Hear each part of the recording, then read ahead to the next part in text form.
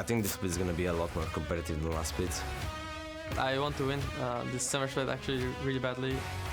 I have high hopes for our team and for myself. Anything less than going to Worlds is a failure from our side and from my side. What I have heard is that Giants is one of the stronger teams right now. I'm not kidding. All of the players in G2 are incredibly talented individually, and they have shot caller Mithi. The bottom tier teams has kind of caught up a bit to the upper teams. I think Mighty Bear can be one of the best junglers in EU. Now I'm really confident in myself. I feel that I'm one of the best, if not the best. 그 처음부터 되게 잘하는구나를 느꼈고.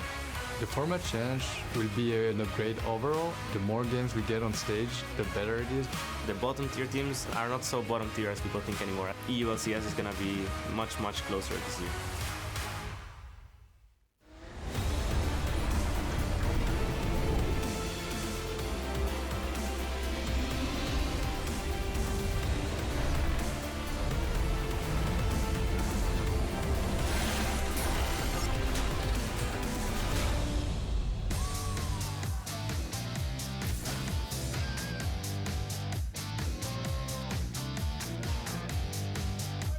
Hello everyone and welcome to the LCS studios here in Berlin, Germany, where the 2016 summer split is fully underway.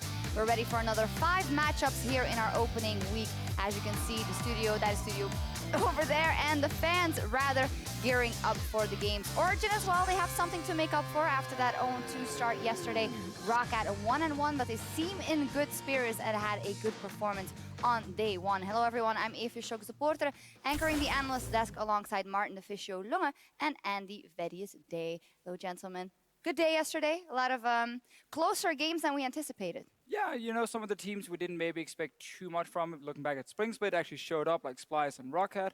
Some exciting games, also Schalke, of course, looking fantastic. Yeah, I know you're a big fan of Schalke. Personally, I was really excited to see what Giants had to offer. Knight in particular, I think has a lot of potential moving forward. Yeah, definitely keeping our eye on him. And after the first day of competition, 3 teams are on the top of the tables after 2-0 victories yesterday. Schalke, as said, but also Fnatic.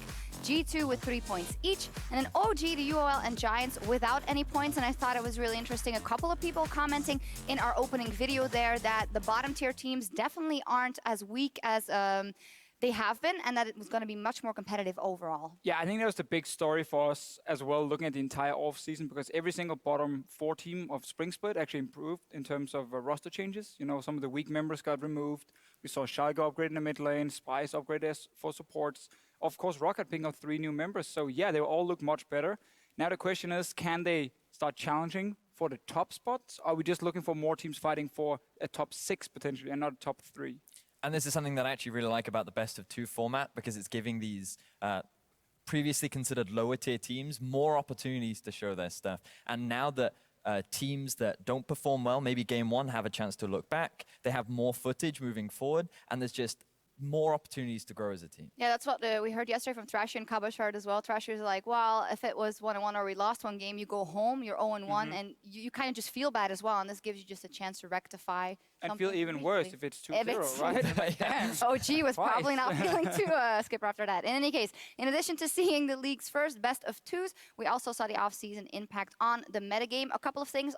First, let's talk Dragon priority, something that we kept a very close eye on, the fish show. Yeah, I mean, the teams who did really well often got a lot of dragons. It is super important now, the objective. We saw Origen not get a single dragon, obviously, in their games, outside of 1 Elder Drake, where it basically meant nothing.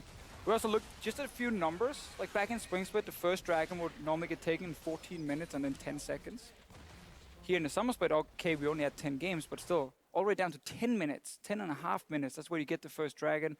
More games where you get 4 dragons as well, like a lot more games compared to the Spring Split. So there's more focus on them. They are much better. Obviously, you still want to get that Elder Drake in the end to really spice it up, but you don't actually need it to win games. All right, well, looking at the mid lane, Vedius, that's where your eyes were at mostly. Rise, Vladimir, Azir, and Victor, top pick ban. Not really any surprises there. Well, the interesting thing is that we actually saw more bans going towards Rise and Vladimir than we did Azir and Victor. So we're seeing more Azir and Victor because teams actually want to avoid playing the Ryze and Vlad. Now, Vlad, I don't think a lot of people expected to be a bit of a sleeper OP, but he's definitely turning into one of the stronger mid laners right now. Yeah, and be catching people off guard with his damage. You also are very interested in the Fizz pick coming out on a mid lane from Perks. Yeah, the fact that Assassins can still be played in the current meta, I think is really cool to see. We saw a lot of Assassin bans towards Perks yesterday, and we did see a couple LeBlanc picks come out. I'm still waiting for that Zed to come down because the QSS nerfs do mean that he's a little bit stronger right now, but there's still a lot of room and a lot of interesting mid lane picks coming out on the current path. Yeah, super interesting indeed. And speaking of the 6.10 meta, we want to get your thoughts. Load up on Twitter and tell us which mid lane picks do you think will dominate the Rift in the coming weeks and why. As usual, you can reach us at LOL Esports and use that hashtag EULCS, and then we'll talk over your questions or your answers later in the day. And we'll see how the champion pools deepen today in just a few minutes as we take a look at our first match up in the arena on EULCS 1 as Splyce faces Rockat, followed by Giants versus G2 and H2K versus Schalke. And over on EULCS 2, we will see the Unicorns of Love taking on Origen and Fnatic versus Vitality. Okay, so if you had to pick one, which is the most hyped matchup for you guys? Only one. Only one, Splyce versus Rockat. It's got to be Splyce versus Rockat. I think with a lot of interesting talent coming in with the Koreans as well and the new pickup from Splyce with Mikey down the bottom lane, I think it'll be really interesting. Stillback stepping up as well. He had a great first game yesterday. So, I mean, I think that this will be a really interesting matchup. I mean, I'm going to take the easy one for Fnatic versus Vitality. Also because Vitality didn't really show up yesterday. Seem to be some issues still.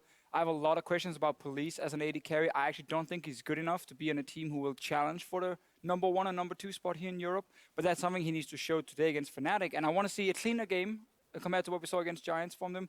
But also got to just sneak in a second game here, just sneaking in very quickly. Schalke versus H2K. Because I want to see if Schalke can actually continue what they showed yesterday, or if it was just Unicorns being really bad right now, and that's why Schalke could just run over them.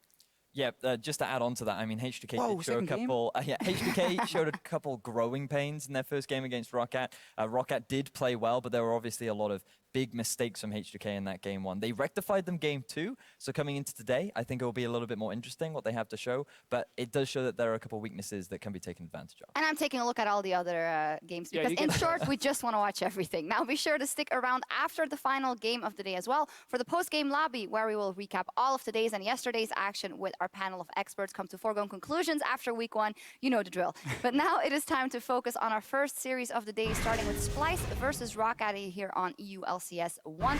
Both teams with a one-on-one on day 1. Splyce on the one hand versus Vitality. Rockat on the other hand, as you said as well, versus H2K. And as we said, this is a good example of the teams that had gone through changes. You didn't expect them to be at the top of the table in summer, but they have started off very well and shown some things. Yeah, if we just look at the rosters on paper, maybe we would say, nah, probably not going to challenge for like a top spot, really. Rockat, though. Rockat, I mean, okay, yeah, Rockat had a lot of good changes here, but we need to see how the two Koreans, Perang and Raze, are playing first. With Splyce, I just heard so many good things about them in the offseason, how well they were doing in practice, how they were fixing so many issues, and Mickey, of course, the new support, being so active as well, so that's great for Splyce. Same for Rockat, though, with Raze, Perang and Stillback. Yeah, I mean, the pickups from what we saw yesterday of the Koreans, they didn't have the best performances. Perang yet to really show his stuff. He was put on the Echo, so, I mean, being that tank in the top, really not given the opportunity. But the Thresh plays from Raze, maybe a little bit too overeager at times. Stillback definitely made up for that, though. His positioning in those team fights, his Jhin, 3-0 and 10 at the end of that game, absolutely phenomenal. Really enjoyed that. And I have this little fake watch list I've just written down here in my head as well. So it's real? You've written it down? It is real. Of some players who you maybe don't expect to become, like, should we say, star players during this split, or maybe you don't expect that much from them. And there are actually 3 of them in this game, which is kind of funny for me. In Mickey, of course, the new support for Splyce, who's very, very good, 17 years old. Then there's Trashy in the jungle, who didn't show much in the spring split, but he's been doing better and better, especially on stage. And he was very good yesterday for Splyce. And then, of course, the last one is LX for Rockat, who's a guy who's slowly just been getting better. He's a little bit inconsistent, but I think when he shows up, he can actually be really good. And these 3 guys, just pay close attention to them in these 2 games, because they will be very important. And what makes this matchup even more interesting for me is I could see this down the line when we've got way more games under about week 7, week 8, being a decider game. Both these teams matching up against each other, and it could be that playoff 7th place spot that these 2 teams could be fighting for moving down the line. So taking a win here could be very impactful moving forward. Yeah, we will see what happens in that match. But moving on to the matchup taking place in the LCS studio on stream 2, it is the UOL versus Origen. Well, they didn't have the best start. 0-2 on day one, both of them. And based on day one, you could say that they look like they've lost the offseason, which was our Twitter question yesterday as well, but they just didn't show up. No, I mean, again, they faced G2, a team we expected a lot from the start with these players, and of course getting the full bot lane over from Origen. And yeah, when you lose Sven and Mithy, the best bot lane in the West, you always lose the offseason. Like, there's really no way for you to win the offseason that way if you're Origen. For me, it's just about how good can they actually get now during Summer Split. Can they challenge for some of the top spots? Will they just make playoffs and then fall out or drop out in a quarterfinal? That's the big question. Well, the thing we have to remember is that OG at the start of last season did not have a great way to kick off that season. So time, I feel like, could solve a lot of the issues. UOL maybe need a little bit more time. Exile in the mid lane, I feel like he really did struggle against Fox. Oh, yes. He was really showing, like, hey, welcome to the LCS. This is the caliber of mid laners you got to play against now. And I think that there's still potential there. I don't really like to use the word potential, but Unicorns of Love, we talked to Sheepy, he's really confident in the roster. He thinks that with time, they could grow it into something great. And it is only the first week, so you know, I don't want to make too many big accusations. No, but in time, you also have to be honest about the fact that we are in the summer split, so you better hope that the players that you've picked up are the right ones for the role. And they only got 10 points if you look back at the spring split, even though Unicorns never actually missed playoffs as a team in the LCS.